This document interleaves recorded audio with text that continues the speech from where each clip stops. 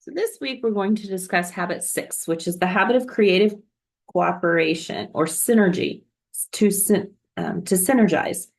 We're going to talk about valuing differences amongst each other and really kind of drill down into the idea of how much value can be added from differences between people.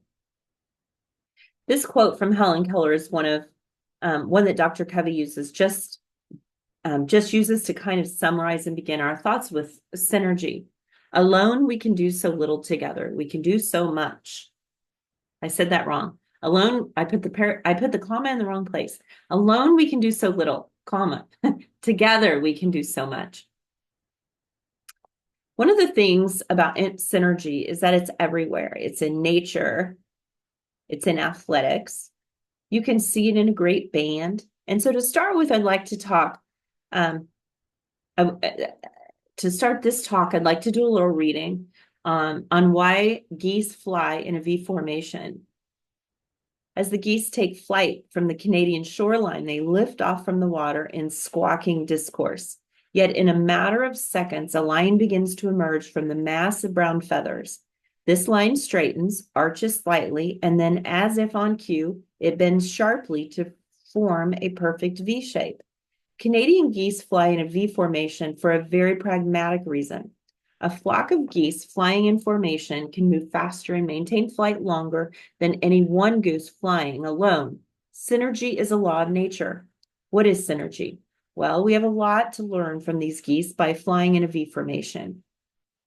The whole flock adds at least 71% greater flying range than if each bird flew on its own.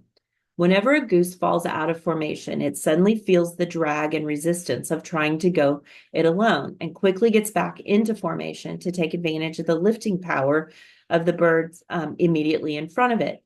When the lead goose gets tired, he rotates back in the wing and another goose flies. Point. These geese honk from behind to encourage those up front to keep up their speed. Finally, when a goose gets sick or is wounded by a gunshot or other reasons and falls out of line, two geese fall out of formation and follow him down to help and protect him. They stay with the injured goose until he's either able to fly or until he dies, and then they launch out on their own and with another formation until they catch up with their group. The idea of synergy is that 1 + 1 = 3 or more, and synergy is achieved when two or more people work together to create a better solution than either could come up with alone. Synergy lets us discover jointly things that we are much less likely to discover on our own. Synergy occurs when minds stimulate each other and ideas call forth ideas. If I say something that still stimulates your mind, and you respond with an idea that stimulates mine. I share that new idea with you. The process repeats itself and even builds a synergy.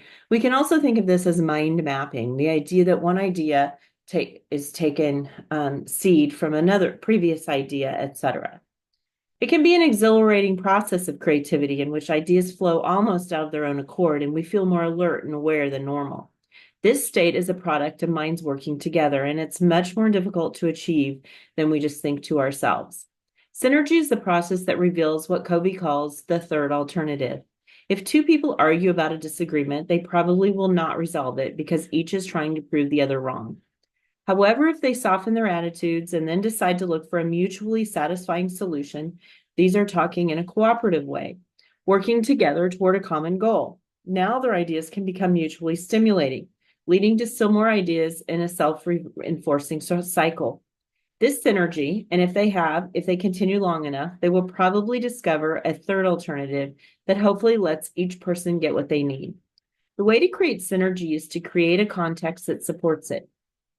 Synergy doesn't just happen. We can't create it directly. It's a byproduct, and trying too hard to create it can actually prevent it. Therefore, our goal is to create a climate in which it thrives. The elements of that climate include what Covey calls the win-win attitude that we discussed in Habit 4, seeking first to understand, which we discuss in Habit 5. And then finally, there's this belief in our ability to find a third alternative. So we have to believe that there can be a third alternative, and that's based on our attitudes. Our differences are going to point us toward the third alternative. Understanding synergy and how it happens can let us see differences in a relationship can be valuable. Differences show us a need for a third viewpoint, because there's a sign that we're probably missing something when we're only thinking about something on our own. A key here is that two people who have no other reason to disrespect each other probably wouldn't disagree unless there was something about the circumstances that neither of them saw. Now, I'd like you to take a few minutes and go to the synergy exercise. This exercise is taken from the 7 Habits of Highly Effective Teens by Sean Covey. And if you're going to look at a group of words, so in this exercise, you're going to look at a group of words and follow these instructions to find which words describe you best. Then once you complete the synergy exercise, you can open up the file that gives you the synergy exercise results and see what it all means. Then we'll come back and talk about how these ideas in this little exercise can help us really grab onto synergy. Thank you.